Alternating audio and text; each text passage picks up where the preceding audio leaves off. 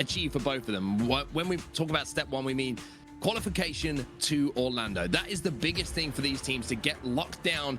Now it's about getting to that grand final. And for Cintanegra, looking across the stage at Pittsburgh Knights, they will know more than anyone. If they want to call themselves the champions of this region, I've got a feeling they've got to win this series, because I can't see them beating them twice. But if you beat them once, there's always the chance in that grand final. That's a case indeed. Let's take a look at the series layout here in English. Luckily, that will help us out a bit more. King Live Fire to start the series. Slayer Recharge game 2. CTF Catalyst game number 3 if we need them. Strongholds Recharge and Slayer Aquarius. And you have to think, Knights is going to be ready to play here. Does Cintanegra have what it takes to take these guys down for the first time ever? Well, the fascinating thing about this series as well is this is, with all due respect to the competition that has been here during the MX Regional, this is the biggest test for both teams. You can say the same for Knights, you could say the same for Cintanegra. Both of them have run through the bracket. They haven't dropped many games. Knights haven't dropped a game at all up until this point. So the fact that we find ourselves here with our two top teams in the region, oh, it's getting the juices flowing, Andy, and it looks like we're ready to get into the first game. It is so excited to get into this one. Thank you for joining us for these winners bracket finals. These are the matches that we're waiting for. This specifically is the matchup that a lot of you have been looking forward to this whole weekend. It's the Pittsburgh Knights versus Cintanegra. This is your teams that have matched each other back to back to back in the most recent Pro Series. Knights taking each of those, and in a more dominating fashion as the weeks have gone on, they will look to repeat here at their first major Halo Infinite LAN in Latin America. We're underway with the winners bracket finals. Here we go then, everybody. Winners bracket finals is live, and we're starting off with the point of view of a couple of players from Cintanegra. Johan, a standout without a doubt so far, Andy, had already hit some nice shots here at B. Yeah, we'll see what he can do. Picks up the first one, but Atzo with some nice answering back, and they've got now angles from the garage as well, so that's going to be even trickier. We'll get taken down, though, by some good pillar nades and some good back and forth. 2 dead off of the opening between the two sides. 2 dead here, and Cintanegra will have control of the hill, but it looks like Knights have given this time up for a few seconds, because they know that that overshield is going to be popping around now as well. Be interesting to see if anyone has managed to get that in their hands. One thing that we can say is in their hands is the heat wave of Pelu, and he makes it work. And what an opportunity for these players. They know just how much it means. First time in over 4 years' time before they've had a LAN event in their region. It's the biggest prize pool ever in the history of Mexico, Mexico City, all of Latin American Halo. Already 75% of the way for Cintanegra on this first hill, and see what Johan can do top middle with a sniper. Well, this could be an exciting moment. This man has been one of the best players to watch, the most exciting players to watch. He's hit 1 body shot. He's lining up a second as well. And who else is there? Guardian and Magico. The teamwork seems to be on point for this lineup, but narrowly, and I mean narrowly, misses that shot onto Pelu as well. Almost does it on Pelu, and he's just so confident, just peeking out time and time again. Needs to now watch a back of Guardian. Calling out back green, and still tapping bodies, and they're pretty close to finishing out. They need a few more plays. Oh boy, that'll help. It's the body as well. Beautiful work from Johan. That will seal the deal. Love to see this from Cintanegra. They have come out of the traps on fire. They currently get that first point on the board. They lock down that hill, and what a start for them, Andy. This is everything they could have wished for. This is absolutely beautiful, just like you said. I think a lot of people are counting this team out, especially the fact that it's been a long time since nice little trade from Johan. Not easy to do from that back pillar position. And guess what? Here's Bullet. 3 dead. Atzo's the last player alive. You can see on your screen that he's all the way at the house. I believe the sandbag call out in Spanish is the patio. And now they're still going to have control all the way on C pillars and C plat. And so far, almost halfway done on hill number 2 as well. Magico grabs the overshield. He's looking strong. He's looking ready for war, and he's looking like he's going to find a heat wave to help him alongside that overshield. Knights at the moment a little bit rocks at the start of this game. That beatdown is good, but those shots from Magico, I mean, that's a double. The big chunk with the 2 shot with that heat wave pick up his second kill. When you're looking at that score, you're looking at the bars that are filling up on that hill, and Knights haven't really put a toe into that second hill yet. We haven't really seen them show up in this game yet, if we're honest, aside from that opening. And look at the kills category as well. Cintanegra heavily outslaying. That's why you also see the score reflected the way it is, and they could not have asked for a better start here. Bullet once again on patrol, trying to pick off a couple of players, but there's going to be 2 to deal with. He does have some help with a teammate, but there is Pelu winning one of those important 1v1s, which he was picked up to do. Johan is going to win that one, though. And that is a huge battle to win. That's 2 dead per side. However, just 1 grenade and a beatdown happening simultaneously on the map means that 3 players from Cintanegra fall. And for the first time, we actually see Knights with some semblance of a setup here at this tower hill. Yeah, Knights is going to take a deep breath and say, okay, boys, let's slow this one down. Let's get back in control because the series did not start the way that we intended it to. And you have to think, now they're just about to tie up this second hill, and they're looking pretty good. No, Drift was the first to fall off the team fight, though. Should be able to get a second one here. Bullet as well. That's going to be 2 dead. The bullets are raining down, but build time is being prioritized. Pelu's trying to challenge that plasminate. It's going to do some damage, but no. Pelu manages to avoid it. Johan is trying to hunt him down for now. He'll get taken down by teammate Magico. That overshield popping in around 8 seconds time as well. So big moments in this game as you see a slightly change possibly about to occur, but it seems like Knights are fighting for that overshield and the hill simultaneously. Yeah, nice play here from Johan to stay alive. That's not easy to do given the way he was pinched, but able to stay alive, gets a snipe as well, and somehow continuing to do damage. 4 dead. What on earth happened? Johan's the last player alive on the map. This is so rare. Somehow they neutralized that overshield, and Johan staying alive is huge for them to continue scoring and maintaining control of tower. It's so rare that you have a player who has the tower position. Hey! Whoa! Johan! Woo! That is prime moments, Johan. That is beautiful stuff from him. A 5-star performance. Showing off some 5-star skills alongside it. Atzo now trying to move in on that hill. And you can see how hard the Knights are having to work here. Cintanegra want this, Andy. That's all you can take away from the way they're playing, the intensity, the way that they're not missing too many shots and don't seem to be afraid of Knights. I think much like yesterday, they're saying, Johan, put your hands on that sniper rifle, hang out at top tower, and I think we're going to find success here. However, Knights might steal this one. Take a look at the setup. 4 dead for both sides. They're going to continue scoring. They should be able to get this second hill despite the heroics from Johan. Now, this is the difficulty, right? You've been playing so well if you're Cintanegra. You're doing so much damage. However, you can let something slip through your fingers, and you can let Knights back into this game, but not if your name is Guardian and Magico. Magico is in a huge battle here. He wins it! He wins that battle and stays alive, and they get the point. Oh my God, they thought they had it all. It's a perfectly timed push from Cintanegra once again. In the back of the tower, they send 4 players to the C plat, and I think Knights started to spread out a little bit. They went to cuts, they went to nests, and they didn't realize that they were getting flanked from behind and below. It's a great last-second push from Cintanegra, and they lead 2-0. You heard Gaskin say maybe if Cintanegra puts a game on the board, he'll change his tone. He might have to.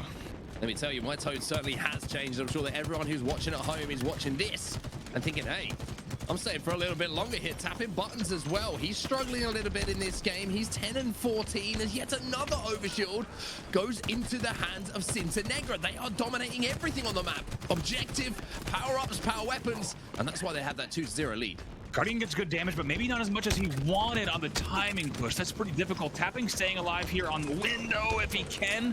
That's a pretty big deal. They will be 2 dead at the moment. And really did not maximize that overshield, Cintanegra. They did a lot of damage, but it's not going to result in a lot of time on the board. Well, Magico's there somehow with the sniper rifle. Not sure how he bent that bullet around the wall, but he might have just caught the shoulder blade of tapping buttons as he had to back down. But speaking of backing down, that is certainly not what's on the menu here for Cintanegra. Knights have a solid hold of this house hill now. It looks like they have control. We saw them really only have control of that tower hill for one occasion before it got very scrappy towards the end, but this is looking a little bit more comfortable for them. Yeah, certainly now. On board here with Drift. See what he might be able to do in this situation. Staying alive, that's going to be 1 dead. Guardian's the first to go. Magico as well. Now, this should be their point. They should be back in this game to bring it within 1. That's the point. That halves the deficit. Now, how does Cintanegra respond? Knights showing that they are not going to go down without a fight here, and there's a reason they're the #1 team in the region. And is the adrenaline going to start to just slowly kind of drip away from Cintanegra as they find themselves 3 dead? Johan last alive. Let's see what Johan can do. We've seen him with some, as we said earlier, heroics. They're all going to spawn house here. Already pushing through tunnel as well to try to get some dummies and maybe see angles. But right now, more time on the board for the Knights. 1 dead, tapping buttons. 2 dead as well. Bullet on the flank here. He's going to have some good shots onto Drift. Should be able to clean this one up as well. Manages to do so. That's a couple of quick kills in quick succession. Atzo's having a fight here with Guardian, and his teammate keeps him alive. Johan with the shots. Not sure if the overshield was popped or if it's still going to be down as Knights flood in now, and you'll get the answer to that question in just a few seconds time, unless we stare at Johan's POV, who decides he doesn't want to see. Yeah, we'll see. Johan's gonna need to play together. They have a teammate here at house as well, and they do get drift down, but he needs to stay alive. Good little bait and switch on the key door. Let's see if it pays off. It does. 2 dead for both sides, but they need to be careful here. They're about to forfeit what was a 2-0 lead. Look how much time is needed. Pelu's still scoring. Pelu's still scoring and somehow still alive. Finally, Johan decides enough is enough. Manages to walk forward and with the help of his teammate, get a couple of kills. Now we are on board with Johan once more. Apologies for the lower thirds at the moment. They're not quite lining up with who we're watching. Keep your eye on that white arrow next to the player names so you know exactly what POV we are on board with. But for now, Andy, you're completely right. Even though it's close, even though Pittsburgh Knights aren't too far away from converting that point, we've seen Cintanegra already manage to steal one away. 2-2. They will steal the second one as well, and it's tough for Cintanegra here. They're going to be feeling a little bit down. They just led a 2-0 lead against the best team in their region and one of the best teams to play the game right now. And now they're going to have to fight from even footing here. Of course, it's 1st to 4 in King of the Hill. The next 2 hills will win the game. So now we have this top middle hill. And who has tower control? Because if you can hold those angles down, you can hold down that tangle. You've got hold down that angle, excuse me, from the tower, otherwise known as the tangle. And you've got such good lines of sight on players coming from top middle, from dummies, from the nest as well. And it looks like it is Knights who have complete control of this side of the map. Even though there's a bit of scrappy time here for Cintanegra and they're making it difficult. Look at the bars. It is early control here for Knights. Just like you've always said, Mark, it does take 2 to tangle. And so far, it's been a fantastic series and game between these two. And keep an eye on that clock. 1:18 left. So really, this next hill will be the decider. 3 dead for Cintanegra. Johan, last player alive. How many times are we going to say it? It might even be the last one as well. He will be taken down on that double kill. Spawners, though, in the hill already. Cintanegra trying to be aggressive here. Yeah, they've also got Atzo to deal with, though. He managed to pick up the overshield, tapping buttons, he's being aggressive. Here comes that overshield player as well. And even though he's taken down to no shields, the damage might have already been done here. Knights are starting to rally. They're starting to come back to life here. This would be 3 straight hills for them. And there will be 1 away from closing out game number 1. Wow, and they're seconds away. This should clear out. Let's see, moments away. Yes, 3 unanswered, like you said. And what a statement here to go down 2-0 early on. And even getting updates that the crowd has been absolutely hyped for Cintanegra. Of course, they want to see the underdog put up a good fight in your winners bracket finals, but they have largely been silenced. 60 seconds on the clock. Knights can just play Slayer here. Now, this first hill was won, though. Let's take ourselves back by Cintanegra, so they will have some fond memories of this green hill. And Johan with that initial pick is going to give them the opportunity to push. There's the second one. Guardian with another. Atzo now last alive. Got to be careful that player doesn't have the repulsor, but he's down to no shields, and that's a 4 dead. Every single player from Knights falls, and now in control of the hill with Cintanegra.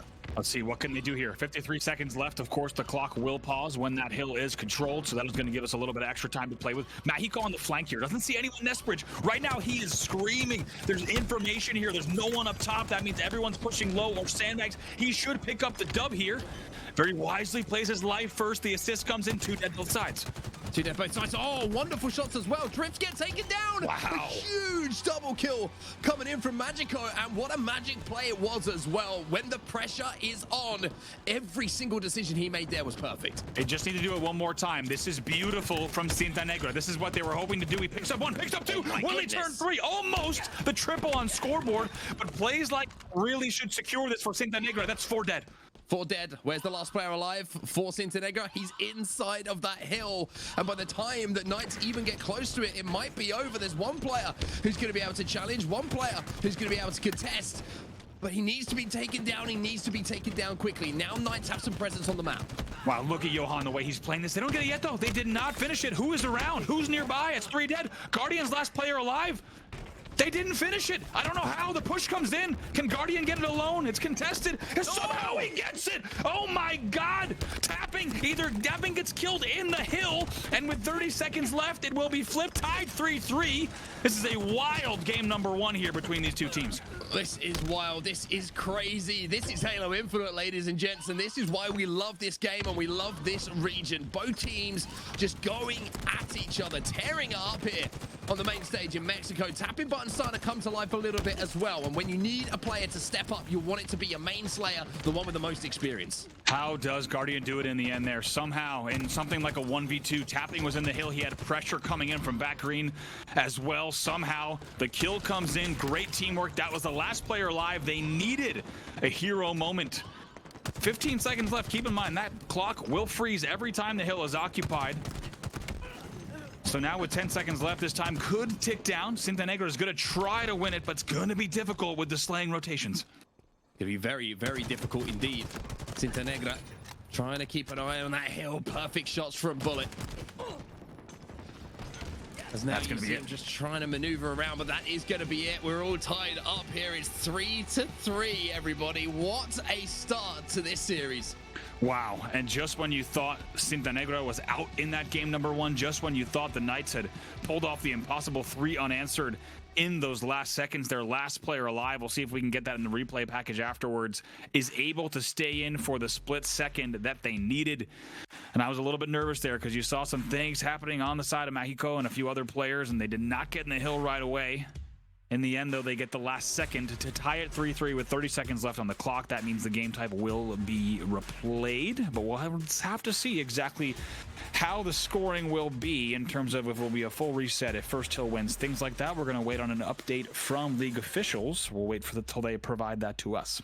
Well, the good thing is we get a bit of crowd cam, Andy, and you know that's my favorite thing that happens at this event. Look at it. It is literally standing room only. The Cintanegra fans are there once again with the banners, with the shirts on, supporting their squad, and why wouldn't you? What a game one that was from them. I think they really, really showed that they're here not just to take part, but to take over. They really are, and I think that game number 1 was a little bit of a tone setter for them, especially when they were up 2-0. You know this crowd was hype. You know the Cintanegra contingent here in the front rows as you see them on your screen. Actually, they are never ending, just like the amount of Cintanegra teams in this tournament. It's the sea of Cintanegra. It's the sea. It really is. They have taken over, just like you said. They own I think the first 7 rows here of the left side of this crowd, and what a start, though, for Cintanegra. A little bit of a nervous mid-game. If we're honest, though, they let 3 hills go uncontested, and it could have been a heartbreaking loss. They narrowly squeezed out the 3rd hill to send us into a reset. I mean, both of those, there was 2 hills. They narrowly managed to scrape away. I mean, the first one was locked down pretty convincingly by them, but that tower hill, the last-second desperation play. I think Knights thought they'd just given it up. And they had one player there just to get that last time as they tried to focus on the next hill, but someone decided this isn't done yet. This is not done yet, and managed to jump in. And then, as you say, that second time we saw the green hill, the B hill, whatever you want to call it. I mean, it was just, I don't know what happened. I need to sit and watch it back again and again to make sure that we give the correct analysis of the last seconds and the pixel difference that was between that going one way or the other. But Cintanegra got it done, and it means that we go again here, Andy. And I mean, how nervy was that? We had a really lucky POV to watch that from. We were on the POV of a Knights player, I believe, watching from C boxes and Nest Bridge, which is about the best vantage point. If you want to kind of set up a chair, maybe set up a small picnic, if you want to see shit go down over at B, that's the best place to do it. And I have to say, it was wild 1v1. Guardian versus Tapping Buttons there in the corner. And somehow you see Tapping Buttons getting taken down in the feed. And then Guardian is there for that last second. An absolutely beautiful play, and I think we're getting a ruling here from League Ops. Well, yeah, we are indeed. So it is going to be the first hill that is captured. Wow. Will result in sudden death. If you're Cintanegra, you're pretty happy with that, considering the first hill will be over at B, where they won both of them, Andy, previously. Yeah. They know how to play this hill without a doubt. And not only did they win that late game, but more importantly, they won that early game. And of course, there's a lot of talk about what that first one hill means, right? When you talk about the spawns here on an asymmetrical map, how much do you prioritize the early time in that hill versus when the overshield pops up versus areas like top mid versus nets and sandbags? A lot of question marks to be asked, and it will be the first one here is the ruling from League Ops, and it's going to be quite a wild first few minutes to see who grabs this first hill. Yeah, let's see what happens then. Let's see what happens. Hopefully we can get back into this game as soon as possible. I'm not sure why there's a delay. There isn't anymore. Let's get back into it. No, we won't. I thought the game was starting, everyone. I got debated by the replay. But, I mean, look at this main stage. Looking glorious, looking wonderful, looking like the kind of stage you would want to have if you've got these two teams playing against each other at this kind of level, Andy. And I think, I've got to be honest, I wish we had kind of some audio pumped in from the crowd. You know what I mean? So we could really experience what is going down right now in Mexico. I know, yeah. We've been hearing all weekend long that this crowd has been out of control, which is what you'd expect from the LATAM community. And to be honest, let's take a look at some replays from that game, because it was quite a match to start things off. It certainly was. I mean, this play from Johan, firstly, just the whip, the no-scope, and then the body and the finish coming in from a teammate to keep him alive. And this was Magico as well, with this overshield and the heat wave, just cleaning house, just bang. And then this second one, poof, just full chunk. And this shot, by the way, from Johan. Oh boy, you missed the yikes! It's going to threaten the needle. Fadeaway jumper from Johan at back tower. Nice job there, and he is also killing spree. Couldn't turn 2 there, but he will get the assist in the end. And my God, what a start from them. They were up 2-0, but right away, Knights answered back. And you have to think, kind of like Lottie was alluding to, when you get to a match like this, maybe one team isn't used to being challenged as much. And I think Cintanegra took advantage of that, right? They realized, hey, if we come out firing here, we can maybe squeak out a few hills right away. Yeah, and they certainly did that. The question for me is, how much energy does a series like this take out of you if you're going to play this way, if you're going to play with such intensity, if you're going to play at such a high level? And the longer the series goes, how much of the game 4 and 5 is going to suffer? But for now, we have to wonder about that question for a few more moments, because we're still waiting to get this replay underway and see who's going to take home that first hill. And I tell you what, if Cintanegra get into this position where they won the first 2, they won this hill twice in the previous game, then they lose this game, that will be heartbreaking for them. This game ain't gonna last too long, because it's a replay of King of the Hill here on Live Fire. First hill to be captured will win. It was tied up at 3-3 when we left it. It's time to find out who's the winner. Cannot wait to get back into this, and there's going to be a lot of nerves on the stage here between these two sides. A lot of time since that first game was played, and now they need to be ready to jump right in. Here we go, underway. Well, here we go. It's time to get underway, as you say. Cintanegra versus Knights. It's 0-0 in the series, but 1-0 is going to change it if you get that hill on the board. Pelu trying to be aggressive on the pillars. This was the hill, like we mentioned, that twice was won by Cintanegra, but off the break here, you can see the Knights have picked up the initial kills. Yeah, 3 dead for Cintanegra. See what they can do here. Johan, unsurprisingly, last player alive. We hear it so many times. He's going to be able to grab that overshield somehow, and now it's 3 dead for the Knights. Oh, this is scary. 3 dead for the Knights. They are going to be spawning near the hill, which is a little bit of a blessing, but you're seeing the flood start to come in. Now you're seeing the dummy spawns after the first kill was picked up. Johan has the overshield. It is total control of power weapons and power ups and the hill here for Cintanegra. Johan switches to the BR. Great play. All he needs to do here is be conservative. Nothing flashy, nothing flashy, excuse me, nothing fancy, as they're already about halfway through on this hill, just under that. A little bit of overshield left still with sniper control. Still 3 dead for Knights. Dan was saying all weekend long how important and impactful a body shot can be on this map, and in general on Halo Infinite, you hit one, that player is out of commission for quite some time. Johan narrowly misses one though and matches another and make it 3. Can't quite connect, and that's allowed the pick to go the other way now as we have a 3v3 on the map. And now look at this. Guardian trying to play whatever he can. On Nest needs to hold down this area. 2 dead momentarily for both sides. Just about tied. Cintanegra with a little bit of a lead. Knights has bounced back here, but this is so far from over. Still anyone's round. Spawns are coming in around house. This is such an important kill to pick up. Oh, he gets repulsed off if he hits that headshot. Guardian, that player does not get the chance to send him off. And instead, Cintanegra have to fight once more. They are scrapping, but Knights are fighting back. They're inside of that hill, and Pelu's winning big 1v1s. Yeah, big 1v1s in this game. Obviously, everything is going to matter. Hits the first repulsor on the nade. Second one taps him. Third one does not connect. And now you're going to see Magico jumping back in. 2 dead for Knights. This has been so back and forth. Knights is only about 15% away here, but Cintanegra wants to rob them of that point. Here we go. It's going to come down to one team fight. It's as simple as that, and tapping buttons will get the first kill. So Knights now will swarm on this hill. They will charge onto this hill, but they're taking damage as they do so. Drift picks up one, though. There's still players to deal with here for him, but it looks like Knights at the last second will get inside of the hill. And with 3 dead for Cintanegra, Knights should be able to close this out. Oh my God, and that will be it. That will be the point. Knights will win the overtime tiebreaker 1-0. And will officially take game number 1. And Cintanegra holding on as long as they could, getting that last point prior to the reset. But in the end, even that first hill, it's a battle, it's a back and forth. You saw at least 4 changes of control, and the Knights will take game number 1. Well, I mean, Cintanegra fans heartbroken at that. I think it's a few shocked faces in the crowd, but also a few just waiting for game number 2 to get back underway. A couple of people staying hydrated as well, which is always good. We would certainly encourage that for sure. We're also getting a look at the Knights fans as well out here supporting the boys. I was gonna say, Knights fans, multiple posters here, homemade, love to see it. The Knights contingent also strong. Of course, luckily they've been separated on other sides of the crowd, otherwise we could see some altercations. We'll take a look at the stats here as well. This is, of course, just your overtime stats.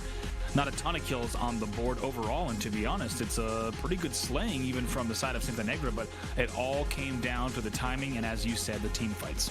One team fight is what separated the two teams, and it was tapping buttons who got that first pick to give them a numbers advantage. It really did come down to something as simple as that. If you can get that first kill and not get traded out, then you create a 4v3 on the map and you can collapse in, but it couldn't have been closer. It really could not have been closer that first game. The fact we went to a replay, the fact it was just a couple of pixels between them sets us up now for game number 2. But for Knights, I feel like that was a vital win for them. Really big win. And for it to come down to the King of the Hill tiebreaker rule, it's a little bit nervy, right? Not the way that they wanted to maybe win that game or even have to win that game. Tapping Pelu, Atzo, and Drift on your screen here. Number 1 in the region, undefeated so far. This, of course, is their event to take, and they are expected to do so, but they had to work pretty hard in game number 1 to do that, and now they will lead 1-0 in the series heading into the Slayer.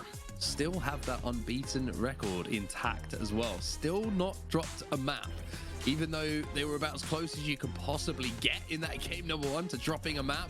That is still the case. Not many teams have done that over the years, Andy. It doesn't matter if it's regional or if it's on the international stage. It's an elite class you'll find yourself in. It absolutely is, and they've got to be feeling good about that. Maybe that was the spark they needed, right? Going down 0-2 on a king in game number 1 in your winners bracket final, not how they intended to start this winners final. However, they will bounce back strong, and they will, over the course of those last few hills, let's not forget, they will also outscore them 4-1 overall, right? So yes, that went to the tiebreaker and first hill wins, but if we look at statistically what we saw over the second half of the gameplay overall on King of the Hill, that's a 4-1 victory in the second part. So it's still a big statement, and I think they need to remember that heading into game 2. I think they have a lot of momentum.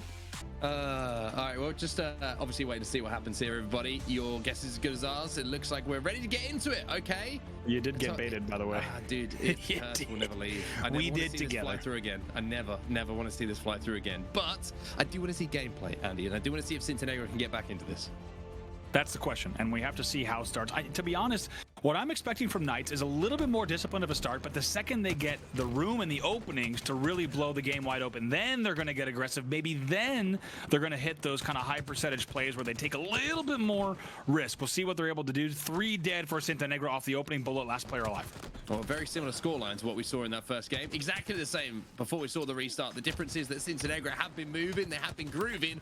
Unfortunately, they've been losing those battles, but there is going to be one just to give him that first kill here. Pelu trying to do what he can with his camouflage to clean up the final players. Now Cintanegra getting a little bit desperate bottom middle, but Magico picks up 2, and now Pelu's got to be careful. Yeah, let's see how Pelu plays this. A little move into Whirlpool, presumably, and he sees players on bat ledge. Wisely does not shoot just yet. Instead, just gonna kind of peek in, see what he can find, and finds a player with a shot. Assistance is coming on the pipes, though. Nice little double kill there coming in for the squad. That's a really effective way. It doesn't look flashy, but that's a really effective way to clear out pipes. He gets a lot of help coming in from the side of Top Gold as well as Whirlpool, and they will regain control of the shock rifle. Well, Drift is going to fizz at the shields there of the player trying to push. He's going to have to hold off the push coming in from Cintanegra now because 2 of his teammates have fallen. This is such an important shot for him to hit, but he won't be able to. 2 players fly forward. That's going to be another kill, and now the score is essentially all tied up. Cintanegra back into this one. Nice work here. Bullet tries to stay alive. Second time we've seen him as the only player alive in that scenario. He will eventually get taken down, but manages to stay alive as long as he can. Johan will get taken down for Cintanegra, but the battle for pipes will continue. I mean, that's something you don't want to run around the corner to, is 3 players just staring at you going, this isn't your house, and kicking you out very, very quickly afterwards, followed up by a shock rifle kill. And at the moment, you think it's Guardian who's got the shock rifle in his hands. He's hit 2 in quick succession, and Magico now looking for a flank, maybe looking for a repulsor, maybe looking for the sword as well. Nice play here from Magico. If he takes damage mid-bridge and he goes control, he's almost certainly dead. Instead, he's going to let his shields recharge, go low for a second, and see if he can kind of re-engage in just a moment. Well, Guardian is doing some really, really good work for his team at the moment. He's putting down a lot of cover fire on those players, trying to cross into control for his teammates. He's also more than aware of that remote detonation that can be applied Manages to get the finish through the smoke as well. That's a killing spree for him. Guardian currently sat at 5 and 2. He's also got one grapple left, which can really be a good get out of jail free card. He can use it to... He blamed him, by the way, just in case you're wondering. Did manage to get that kill, but Pelu with 2 kills of his own is going to reduce Cintanegra to just 1 player alive on the map. We're now starting to see Knights catch up to Cintanegra, who have had a good few minutes here, and they are slowing the game down, Andy. This is the answer to the question that we had. Yeah, this is what we wanted to see. Surprisingly, they went just absolutely 100 miles an hour off the opening, and it really paid off for them for the first few minutes, but now they find themselves down by just a few. They're going to need to slow down the game. I feel like this is a team that doesn't want to play at this pace, but they're realizing that they will need to if they want to take game number 2. Just got to get that initial damage done before you make the push off the back of it. If you get that, then you can collapse. Then you can push. But tapping buttons again, just getting a little bit overzealous. And now you're going to see the lead extend here to Cintanegra. They're just picking off Knights. Push here from Drift. Pool still trying to make that Pipes play, and unsurprisingly just doing whatever he can to try to get into the Pipes area, but 2 dead again for the Knights. Pelu's trying to do what he can just to hold off this push coming in from Cintanegra.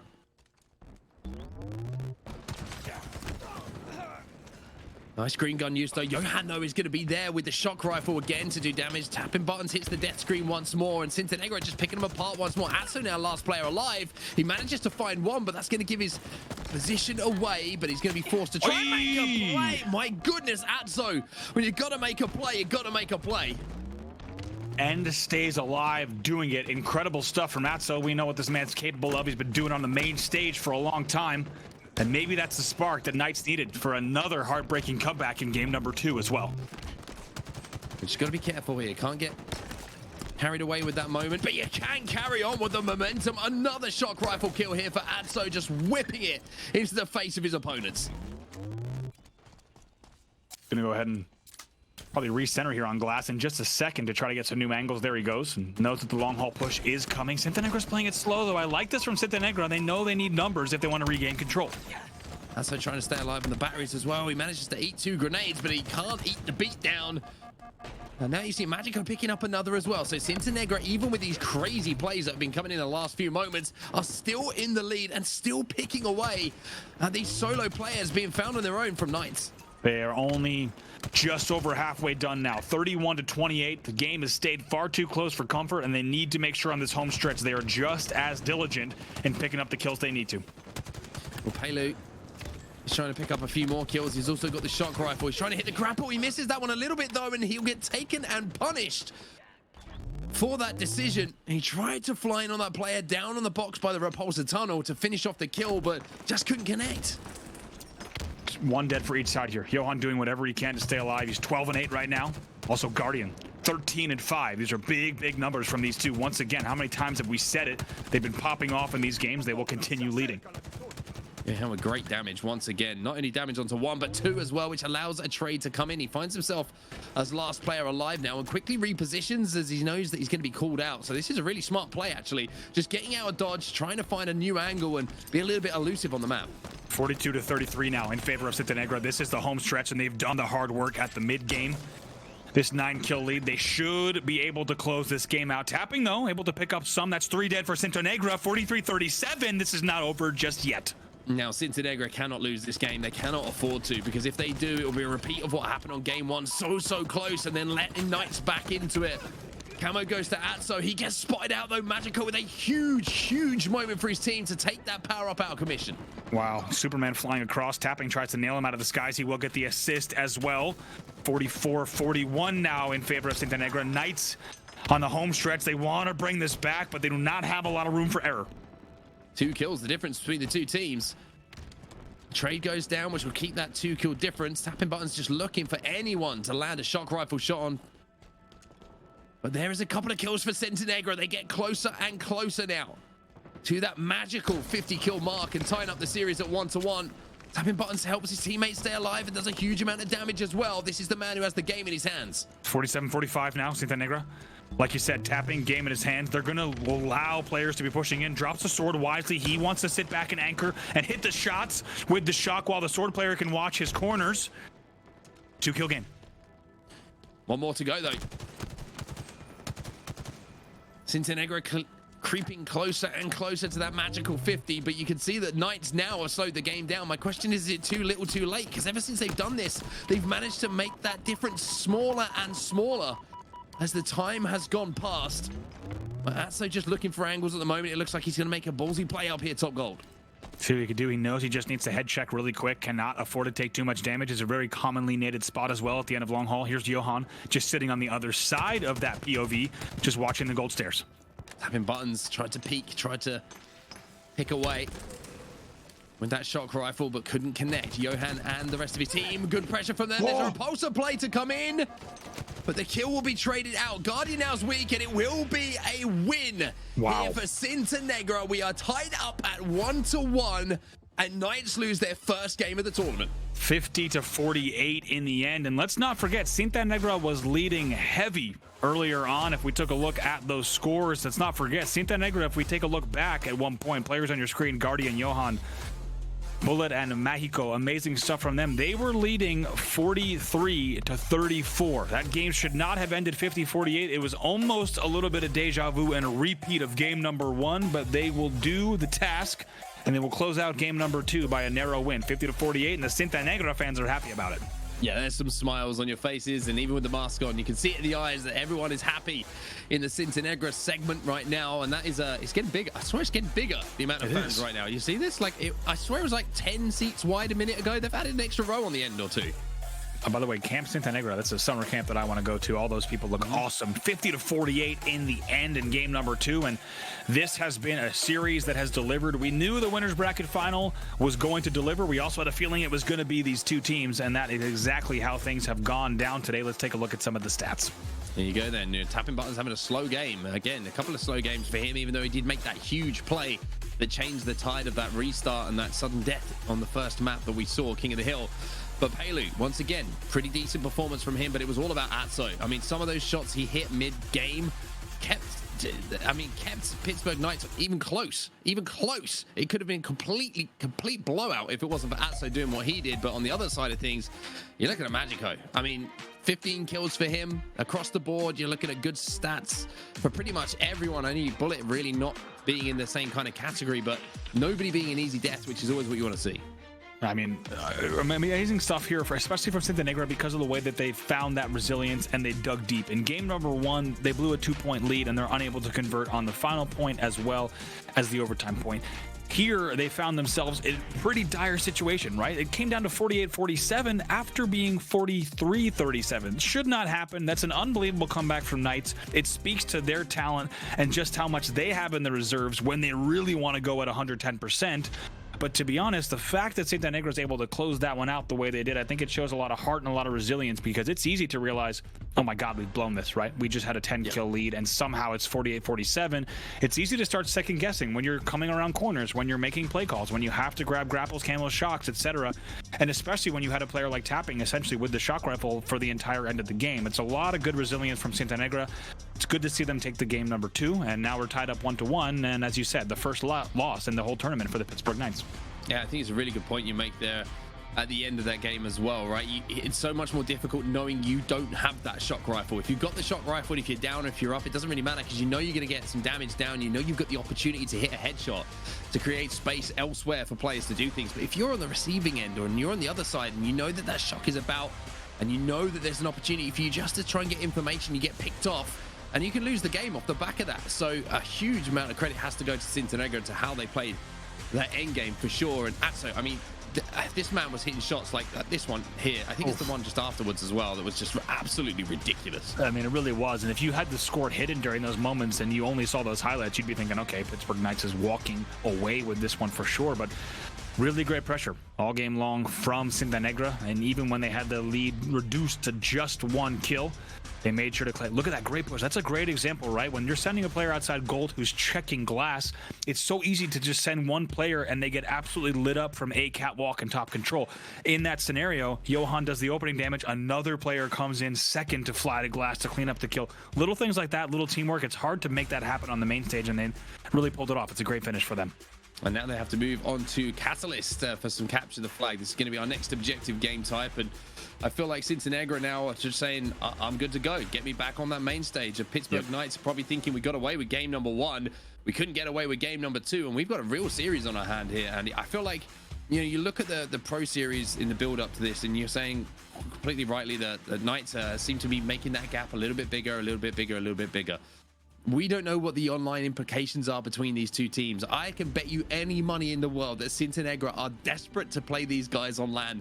They don't want to play them online anymore, and they want to show them what they're made of. I mean, the results so far would indicate that, right? I mean, this amazing King of the Hill live fire that goes to overtime, where we saw Cintanegra leading 2-0. That Slayer recharge, they will take it in the end, and they will have control all the way through, even though we thought they might lose that huge lead. And now they head to game number 3. So it's so different from their last Pro Series. For anyone who didn't catch it, the last time these two teams met up in a grand final in the Pro Series just last month, it was a 3-0 Knights win. So this is already very, very different. Well, here we go then. Looks like game 3 is ready and loaded. Knights versus Cintanegra will continue. So let's see who will take the lead in this series here and put themselves onto a series point as well. And a place in the grand finals will be at stake. So this is a massive, massive game in the series here, Andy. Who do you fancy? This is an interesting question. Who do you think's taking this one? Gosh, as we said, these two teams over the last 3 grand finals have not played this game type. Based off of things we've seen so far, Knights might have the edge, right? They had the objective late game coordination with a big comeback. They went 4 against 1 in King of the Hill. In Slayer, when they needed to, they stepped it up, but it was a little bit too late. I think Knights might take this, however. It's still anyone's series. We're tied 1-1. Well, Magico is going to be hitting some beautiful shots cross map, and he has to, because 3 of his teammates have fallen off the rip here, and you would imagine that the overshield has probably fallen elsewhere. Pelu is the player who gets it. He also gets the sword. The perfect start here for Knights.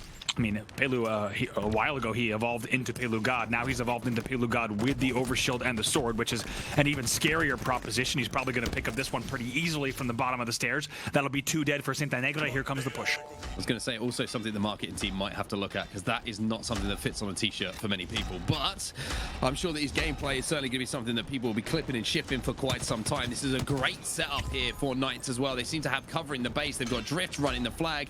The overextension is starting to be dealt with as Johan is in the respawn screen, and this is as clean a cap here on Catalyst as you could ask for. Knights answer back with the first cap on the board after that second game loss. Easy peasy to Hefa and BC. Amazing stuff from Knights to kick off this one. They're going to be feeling really good on that flag cap. And to be honest, that's the objective efficiency I expect to see from this team. I think they had a little bit of a late wake up in that game number 1. They realized, okay, wait a minute, this team is really bringing it, and we got caught off guard for the first several minutes of play, and they had to step it up now. They do find themselves 2 dead, so let's see how they bounce back from this. Atzo's also got that skewer, so anyone who's going to be challenging close range will eat it. Unfortunately, Bullet was just too close for him to react to even get that shot off. So now you're going to see Magico moving across the top gold area, trying to help his teammate out on a push and an assault onto the Knights base. He's also got that sword, playing it nice and slowly, but playing it slowly when your teammate gets taken down means opportunities for shots to hit you in the back. They're going to try to go for a little bit of a ring around the rosy loop-de-loop here. It's going to pay off. Nice job here from Magico. Knows he can't just stay up there. Can't get the lunge range. He can't. Tried to make it happen. That'll be 3 dead again for Cintanegra. Johan already under pressure on the flag as well, and Atzo is going to shoot the body not just off the map, but into the abyss as it disappears off the back of Catalyst. And Atzo now runs the other flag, immediately gets the objective moving after picking up the first kill, and the way is cleared. We talked about what Cintanegra wants to do in this series. Let's not forget, Knights a lot to play for here as well. They want to remind everyone, we've been dominating this region since this game came out, and this is our LAN tournament. We intend to take home first place at the biggest tournament in the history of Latin America. Magico, though, starting to run of his own. Yeah, the difference here is they didn't deal with the overextension. Now the flag return will come in, and now Knights have to turn their attentions from capping a flag to stopping a flag. And these shots from Magico across map are certainly going to make that even more difficult. Cintanegra needs to be careful on their way back, though. They need to make sure they clear out their base, and it looks like Guardian's going back with a teammate to make sure they do. However, a couple of players seem to have snuck through here from Knights. It's not as easy and as simple as it might have looked, but a little bit of patience pays dividends. We're tied up at 1-1. Yeah, great patient play there. Like you said, Guardian decided not to go low to help his teammates to provide an angle. Instead, they just overstacked the top, and it really worked out well. They're able to get players on Knights dead again, and to be honest, it even gives them, the kills were late enough on the push from Knights that it even gives them another advantage here. They still have 2 dead yet again. They still do. They're keeping that pressure on, and now Guardian's going to be flying forward and with a little bit of help from his friends will clear out the Pittsburgh Knights base once more. There's 2 dead already for Knights and 2 off the respawn. So Cintanegra have the flag moving, and they could be about to turn this game on its head. That really is how he gets by. They have Gold and Ivy blocked here, so there should be base spawns only based off of what we just saw. We'll see if Johan can get in. No problem. They have 2 dead again. There are 2 overextenders coming in right now for the stop. Look at these nades, though, from Johan. He knows there's a player here. He's got a little bit of damage done, and he's got some support from a teammate. That's going to be the turnaround complete here. From 1 down to 2 up, Cintanegra are here to play. Wow, Cintanegra with the Cinderella story and just coming back again. We saw them now kind of reversing fate. It's going to be a sword grab, though, and an overshield for tapping buttons once again. So we've seen the power weapons. There's a 1 slice. There's a 2 dice. Doble muerte for tapping buttons, and he's going to try to make something happen, and he'll hit the triple as well. 3 dead for Cintanegra. 2 slices of bread and the ham in the middle with the triple kill. Perfect stuff coming in from tapping buttons. He's looking hungry and he's starting to feed a little bit now, but unfortunately by losing the sword, it also means that someone else gets to pick it up. Knights try and make the push, but Cintanegra hold it off this time. 3 dead here for Knights. 4 dead, just like that. It's a great hold, as you had said, and 2 players will be spawning, but Cintanegra answer back with some great defense and a great base hold. Not easy to do when someone like tapping buttons gets a triple kill, but that also points to the difficulty of this map. It's a lot less straightforward than your other Halo Infinite maps. Pretty much on CTF maps, when you get a triple, it should lead to some substantial control, but due to the layout and the tough 90-degree corners on this map, it doesn't always guarantee control. Racha Asesina for Guardian. He's on a killing spree. Yeah, he is absolutely frying right now. He's got another 1v1, but tapping buttons is the player you don't want to take your ones against. He makes him pay for over challenging and maybe just trying to feed off of the back of that previous win. And that's just going to slow the momentum down for a second here, but certainly not the speed at which this game is played. Tapping B 14-9 right now, leading this game pretty handily. Great numbers from him. He will go 14-10 following that death, but now back over to Magico here. Going to be throwing down pings on the Gran Salon. I believe your favorite call out in Spanish on this map. Very, very good. Gran Salon. Always a good place. I'm going to keep it English here to go and get your hair done if you're 60 years old or above. But for now, Magico's got to move forward. I mean, what am I talking about? I couldn't get my hair done from 26 years old and above. Maybe one day I'll get to go to Gran Salon. Who knows? In another life. But Magico keeping the pressure on. Knights find themselves 3 dead. And the last player, they've got that location. They've also got the OV. Magico, look at this. So much control. He doesn't even pop the overshield. It's going to be a late pop here from Magico. I love the decision. These are the types of plays we need to see from him. He's also going to grab the skewer and just fly in the front door. Such a good angle to take as well. You can take so much damage. You can deal so much damage. And what that means is your team can move in and clean up the pieces. Also, he's got a skewer. And unfortunately, the shoulder will be removed of that player. And it's probably splattered on the wall behind. 4 dead. Oh my God, 6 dead. I don't even know anymore. The flag run has started. They've killed them now 6 times in a row. Goes for no. He saw him check the ground and he's like, oh crap, I have really chosen a bad place here. There's no ledge to grab. He got so excited, you know what, he just played himself. Yeah, I mean, to be fair, he was like, I've done enough here. I can't embarrass these players anymore. My job here's done. Decides to retreat to the depths of Catalyst. Allow his teammates, to have a little bit of fun. But a 2-1, the fun will only be there when they win this game. The best part is you saw him check. He checks like bottom gold, and he's like, I can't reach that. Then he looks back to the front door. He's like, oh crap, I can't reach that. And just goes flying down. Just looks down. He's like, oh, there's nothing here. I've planned this very poorly. Magico with a kill on the run. Atzo, the last player alive for the Knights. The flag will continue on gold. This one should go home as well. Clear the overextension. You've got another cap, and you've got a 2 flag advantage with only around 4 minutes left in this game. It looks like they're just about be able to do that. There's one player in position trying to slow things down, and Johan now left on his own. That's a huge misplay from Cintanegra. Johan left on his own hand, which is never what we want to see. It's all too common of an occurrence. Gonna grab the overshield, so he should be able to stop the run. Somehow he pops the overshield. I think he stopped time for a second somehow while he needed to pop that overshield and doesn't eat those shots. He needs to pick up these kills as fast as he can and make sure they don't get countered on. But it's very good damage. Atzo was last player alive. Who's going to start a run? Both flags are out, though. This is absolute carnage towards the end of the game. Map split right down the middle at the moment. One flag being run on the Ivy side here by Cintanegra, and one being run on the gold side by Knights. That kill is huge. That allows now Magico to think about going for a return. It allows him to try and move forward as he knows his teammates will have numbers elsewhere. And look at this. He's on the return. This player has no idea, and now he takes it down. He sends it home. Magico. Abracadabra, my friend. That is perfect. The flag gets put in, and now he's doing work again, moving another flag. Yeah, starts with the run right away. This is great stuff here from Magico. He's going to continue the Ivy run. Still 3 alive for both sides. So he's going to kind of play this a little bit slow, maybe see what kind of damage he can get. Magico's play in the last few moments has been exceptional. Every decision he's made has been so good. He's trying to force this one back to the base because he knows he's got a teammate spawning near him. They've got to be careful of that counter cap, but it does not matter to Magico. He picks up yet another kill as Atzo now tries to go a little bit crazy. He goes a little bit wild, and Pittsburgh Knights answer back. Let's see, 2 dead for Cintanegra here. Atzo knows he needs to pick up another one, and that's exactly what he does. Tense moments here for Knights. Very tense moments for them. Cintanegra lose 2 though. Guardian trying to get a stop on this flag, and will do. He knows that he's going to wait for a little bit of support, but he also knows that the numbers are coming, and he also knows a double kill is going to be huge, and it might just be 3. His teammate will steal it. But as a team, they take out all 4 players from Knights. That will be a return. And with the overshield coming up as well in a few moments, they might be able to lock down the OS2.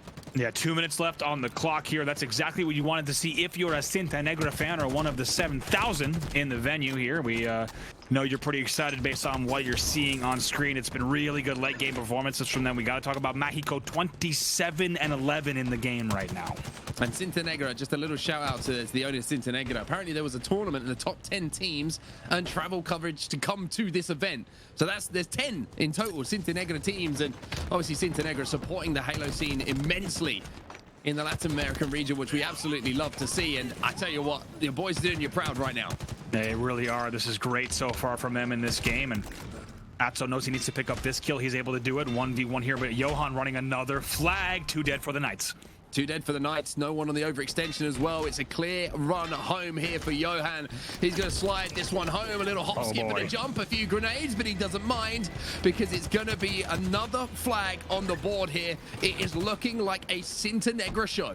3-1 now for Cintanegra. We're also getting word from our friends in the venue. The Cintanegra chain is unsurprisingly quite loud, and it was even happening prior to that flag run, so they're very happy. However, Knights on the other side of the stage, they're not done just yet. 50 seconds on the clock. They would need to run heroic back-to-back flags to tie the game.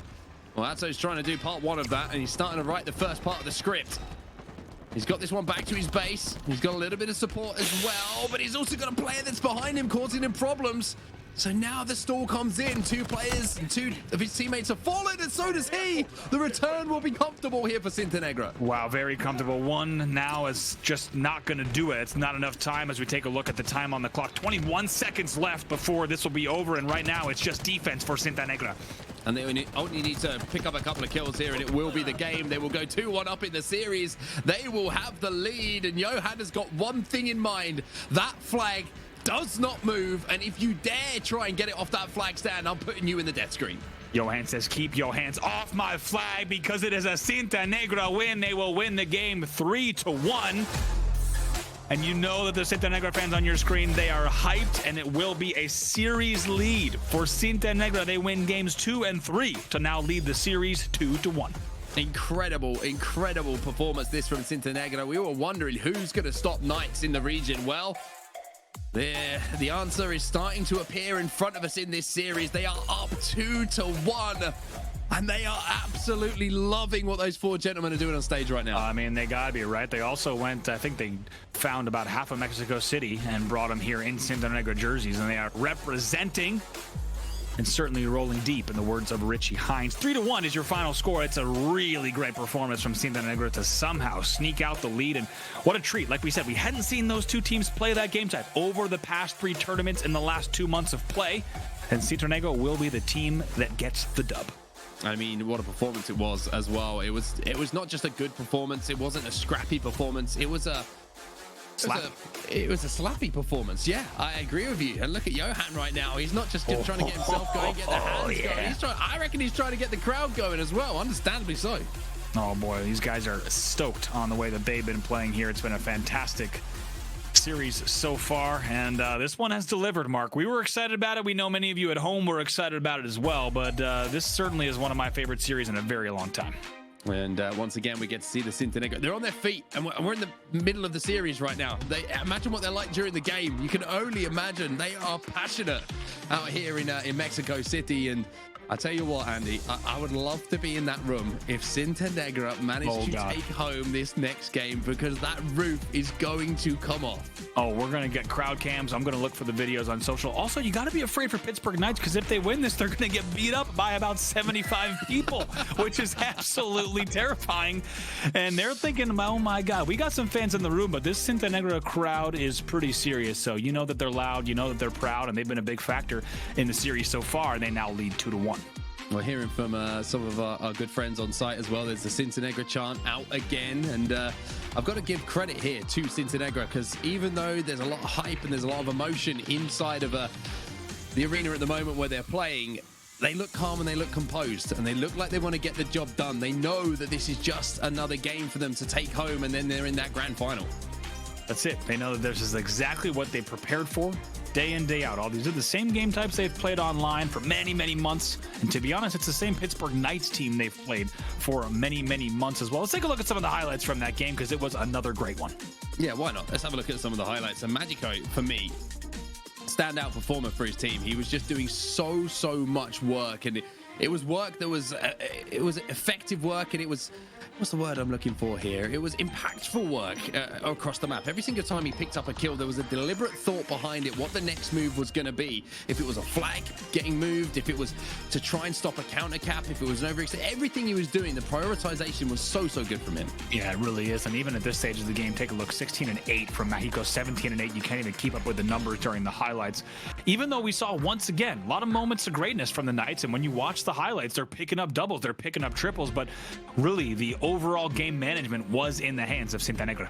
And this shot here from Magico as well, that was a great indication of what he was doing. And this is where we find ourselves, Andy. And I don't know about you, my friends, but we're not usually blessed with game fives. But with Strongholds Recharge being a strong game type for Knights, and one that Knights probably aren't too upset about seeing as game number 4, Slayer Aquarius might just rear its head in a few moments' time. I think we might. Rarely do we even see game 4s, you and I. Somehow it's always it's always clutch and gas, and you get those lucky game 5s. But we're so happy to be here heading into a game 4, and it's like we talked about, right?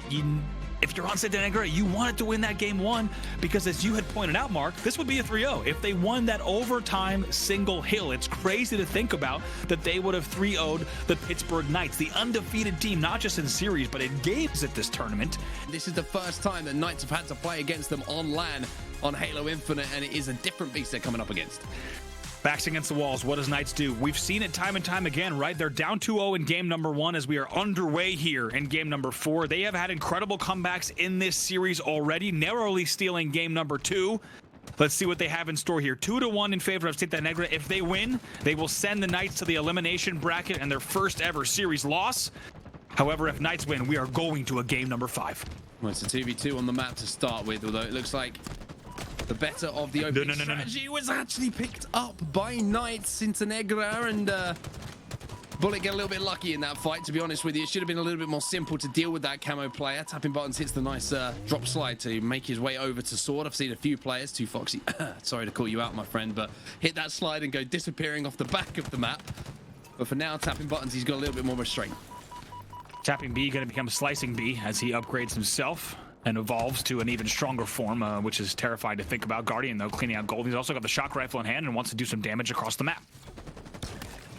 Guardian. Oh, wow. I mean, nothing but head being removed there in that circumstance. Tapping buttons is going to slide by, maybe try and bait out one of these shots. Manages to do that quite nicely. Not going to be able to connect with the second either, Guardian, but Cintanegra have control of B and C. Oof. However, they don't have control of the shock rifle because Pelu is flying at you with a battle rifle. So many things to talk about there. You really got to talk about the little nuanced movement coming in from Tapping. He knows that there's a shock rifle in play glass, so he slides through that A doorway just to buy some time, and then the team shot comes thereafter on the angles. It's a really good response from Knights, even after losing that shock, and Tappy's going to grapple right up to get immediate angles, and now he's on the rotate once again.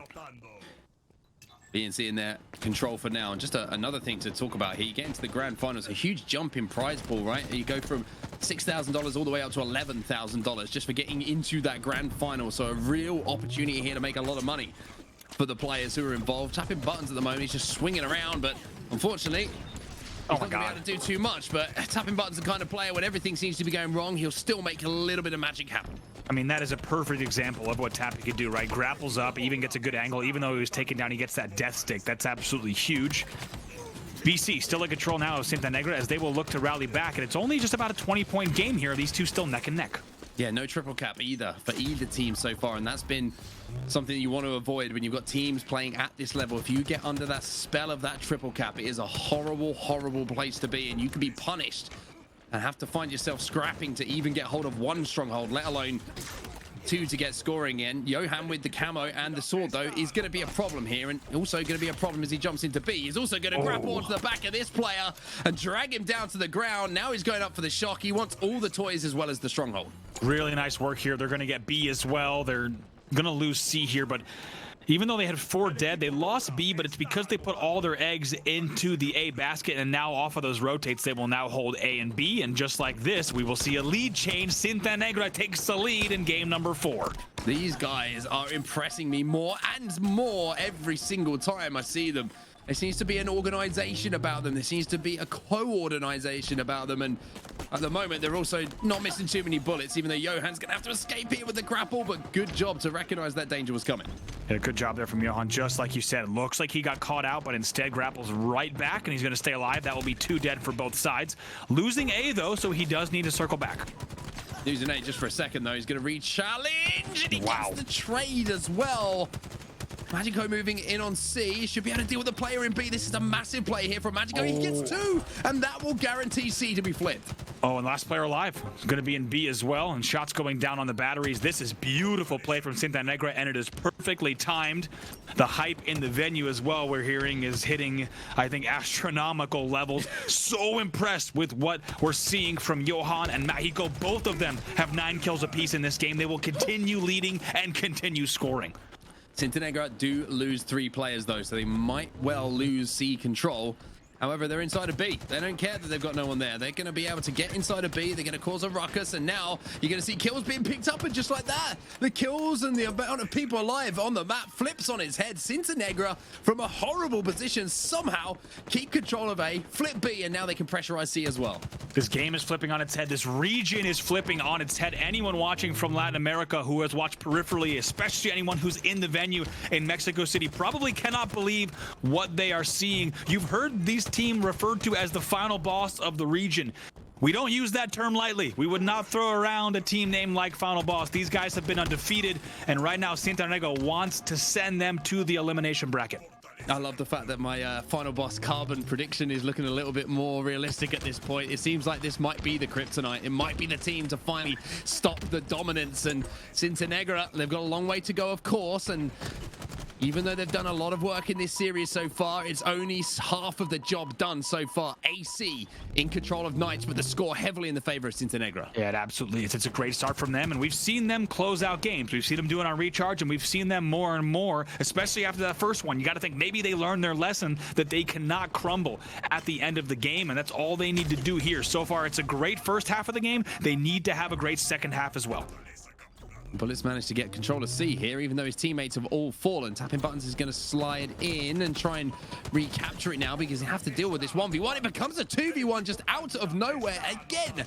Cintanegra, the teamwork, the buddy system that they're employing with a lot of these pushes is very, very impressive. Let's see, nasty Bullet. That's a 1v1 versus Pelu and Bullet. And Pelu will win that one. That's big because that was 4 dead for Cintanegra, and maybe it paves the way for a Knight's comeback. But they certainly have a lot of work to do. One stat line we got to point out is tapping buttons. He's 13-5, but he's got to be wondering, guys, what's going on here? How are we losing by a margin like this? Well, it's because on the other side of things, you've got Magico doing what he does. You've got Atzo not going to be able to connect with a few shots as well for Knights, which can be the difference maker. As you see here, who will stop B? And this is the first time we've seen a triple cap, Andy. Now you're seeing the score start to flip, and now you're seeing Knights go into a lead. Wow, and this is dangerous. We've seen this before. It looks an awful lot like the game one King of the Hill. It was a huge lead. It was 113 to 68 in favor of Cintanegra. And now, just like that, it will be 130 to 116 in favor of the Knights as they look to force a game number 5. It was a triple cap. It was a triple cap, but Cintanegra did not like that. They flip all of the strongholds back into their control. They still have 2 dead here from the Knights, and Magico's going to be able to swoop in here and maybe think about a reset. Instead, it's going to be a big fight won by Knights just to keep seeing their control and keep that score from getting out of hand. Bullen now trying to do what he can in the back of Whirlpool, but this A pressure is going to be a lot to deal with. That's a disadvantageous angle, a hard one to fight, and a repulsor makes it even tougher. Great pressure coming in for the Knights, 2 dead for Cintanegra. A and B still in their hands though, and Atzo is going to chunk a lot of damage from that frag grenade. Gets chased down as well. Guardian in a 1v1, he misses the stick as well. And you got to be careful here if you're on Cintanegra, even though good plays are being made. And even though you've done so well so far in this series, you've got to stay ice cold in these moments. When it gets tight, you can't afford to wilt here. They've lost B. They look like they're losing A. Oh no, the reset comes in. Somehow someone makes a play at A. That is huge. Drifts the first to fall. Guardian will be traded out as well, though, as we take a look. And now Atzo knows he needs to try to win these battles at back elevator. Camo's going to be coming up as well. Atzo's trying to get some eyes on it. He's taking some damage though, and the camo player, I think he might have just landed on his head. He manages to get away, that camo player, as Atzo tries to find him and tries to make sure that's not going to be effective while all of the battle is happening around the power-up. A and C go back into Cintanegra's hands, and so does that lead. And 2 dead as well. And now 3 dead. 1's a spawner, so still continued control. Should be able to clean C reset in just a second if Bullet can win this. These 1v1s at C are so important. And as we get into the final stretch, you have to think there's going to be a few key 1v1s around the stronghold that could decide it. There's around a 20-point advantage here for Cintanegra, but the control is back in the hands of Knights. They have B, they have C. As the push now comes in aggressively on pipes. You spoke about important 1v1s. Tap in B. Is happy to tap his BR onto a few bodies as this game starts to close out. They're making a desperate play onto B. Tapping buttons cleans up one and gets the reset. Wow, he's tapping all the right Bs right now and liking what I'm seeing. He even dodges those grenades at pipes. He gets caught out at danger though, so that'll be 2 dead for Knights here, and an opportunity once again for Cintanegra to try to regain control. It is so close here on the home stretch. Yeah, it's just a few points between the 2 teams. A is being flipped, but it's been reset here by Cintanegra, so we essentially have a tie game at this point. This series has been phenomenal. Unbelievable. Could not have asked for a better winners finals between these 2 teams. Something's about to happen at C, though. We'll see how those battles go down. Looks like a player had to retreat down low. First kill's going to go to Magico. 2 dead here. Might be 3 dead in a second, depending on what Atzo could do. No, he makes sure to even the tides with a great grapple. Sandwich, though, so 2 dead yet again, and Cintanegra has had control. It's going to be 180 to 177, and Cintanegra will continue scoring with AC. Pipe spawns here for Knights as well, so they're going to be trying to push onto A after this kill is picked up. A trade comes in, 2 players fall from Cintanegra, but instead it looks like Knights are actually making a little bit of a play on both strongholds. A is going to flip over, but the Magico magic is starting to come to force here as he grapples that camo away, and that could be a big moment. It's huge. He was the last player alive. That was 3 dead for Cintanegra. Magico is the last player alive. He's able to grab it. He's able to now get into B and continue applying pressure. 2 dead for Knights.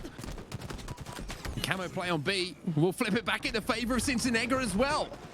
Magico's still alive with the camo. That will expire though. Good shots onto the player up on heaven. Perfect shots. Nothing short of perfect at this point is going to get the job done as he flies in again to help out a teammate. Look at the damage that Magico is doing. He is playing like a man possessed. Beautiful stuff here from Magico. Amazing stuff. He's able to provide the damage into elevator as well. That was back-to-back, essentially 3 dead, 223 to 189. Cintanegra, they are so close and they might just do it. Oh, he needs to win this 1v though. Magico gets taken down. Atzo trying to flip C here, but it's desperate for the Knights. They also have a little bit of work going on at B.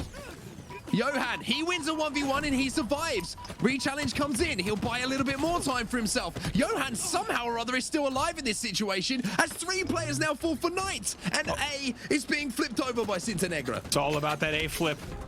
Not much to go here for Cintanegra as they look to close it out. They will get A, B, but now all eyes are going to be on B. They get the B reset. That's huge. They will continue scoring and they will cross the 240 mark. It is the Cinderella story here in Mexico City. They cross the 250 mark and Cintanegra take the series and dump Pittsburgh Knights down into the elimination bracket. Oh my God, we got to keep this crowd on screen because they are going nuts. We said if Cintanegra won the series, this place would erupt, and that's exactly what we're seeing. It is a 3-1 victory. They do it in 4 games, and they take down the undefeated Pittsburgh Knights. This is unbelievable, and a crazy result in our winners finals. Now they find themselves in the grand final with a series cushion as well. Johan, love to you as well, my friend. You guys have just destroyed Knights in that series, and I tell you what, you love to see it sometimes when the underdog gets the job done on that main stage. But for the Knights, let's just take a second here, Andy. For the Knights, this is not the end of the tournament. They can come back through that elimination bracket for a rematch. And I tell you what, if they match up again, they're going to be out for blood. Listen, we'll see them again, and we'll almost certainly see them in the grand finals. And this is absolutely crazy. 26-17 from Magico Air in that game. 25-20 from Johan. And like we said, if you put your money on Cintanegra to take down Knights in the winners finals, you would have cashed out big. But that was such an unlikely bet that I don't think we have many people collecting on that one. It's a 3-1 win. It was almost a 3-0, and this scoreboard looks so different than anyone in Latin America would have predicted. Cintanegra wins your winners finals. I looked at those game types and I said Cintanegra will love those game types, and at the moment I think they just love to keep playing, because a 3-1 win, and like you say, could have happily been a 3-0 if they managed to just clutch up that game 1, is all you need to say, right? We can break down what was so good, what was so bad, but I mean, it doesn't really matter for Cintanegra what was good and what was bad, because they got the job done. There was a lot of good, trust me. There wasn't much bad, but Cintanegra Esports in front of a ruckus crowd here in Mexico City send Knights down to that elimination bracket. I did not think I'd be saying that. My God, what a performance from them. They've got to be so stoked. The entire Cintanegra fan base is so stoked, and we're hearing from production that's only the second time the Knights have ever lost a match on broadcast this entire season of Halo Infinite. You could tell just how flat deflated they looked on their side of the stage, and they got caught flat-footed by a very, very hungry Cintanegra team. That's a huge win. That's not just something that they eked out or that went down to the wire like Game 1 did. That's pretty convincing in the end, and Knights has a lot to think about, and to be honest, they've got a lot more Halo to play if they want to get back into the grand final. Yeah, they certainly do. They've got a lot of games to get through, and Cintanegra X are still going to be there waiting, and Timbers Esports are going to be there waiting. Excuse me, I've got Cintanegra fever right now. we all do. They've all of a sudden found a little bit of form, so they're going to want to play them. They're going to want to get into that series and take on a wounded Pittsburgh Knights. As we take a look at some of these replays, Andy, I've got to give a lot of credit to Johan as well. When you have those pivotal moments, the big moments in games, right? Johan at the end picks up 1 kill around C and then just manages to play his life for so much longer than he should have been allowed to, which just allowed the rest of his teammates to do something, to make a play. Silly things like that, small things like that, they all add up in Halo Infinite, and Johan at the end just being the most difficult kill possible is always the best thing to do. Oh, it really is, and I think a lot of people will remember, I should say less and less, but a few of you will remember the Walshy is my homeboy t-shirts, and I think I got to make a few shirts that say Johan is my brohan, because this dude is laying it down, and I've absolutely loved what I've seen from him and the entire side. I think get your hands off him would be the shirt. I think you're going to kind of endorse that as well. Maybe trademark it, to be honest with you, because there's some money to be made for sure. But let's take a look at these replays. I mean, Magico at the end here, by the way, this man was just Beautiful. Anything that moved, he was damaging. This was nuts. A beautiful sequence here. He's able to do so much damage, whether it's control, whether it's elevator. They had 2 dead. He's pushing the spawns back, and it was great late game coordination. They were leading at the half. Let's not forget. I'm going to take a look at some of the scores that we saw during that game. Let's not forget, this thing was close, right? We saw the game all the way 171 and 169 in favor of Knights. They essentially, once again, Cintanegra blew their lead again to get the game tied. They actually lose the lead at the 170 mark, but then the late game resilience to bring it back, to win it the way that they did, around 250 to 199 or so. That's a brilliant performance from them, and I cannot imagine how stoked they are feeling on the main stage. I mean, take a photo of that and show it to Cintanegra before that grand final, because I tell you what, if you needed a motivator, there's nothing better than that trophy in front of you to give you that little bit of a kick, Andy. Yeah, I mean, Cintanegra, they're going to be walking by that trophy a few times today and thinking, wow, one more of those, one more series, and we might find ourselves raising this trophy and once again shocking the entire region. They've already done it once. They might do it for a second time today.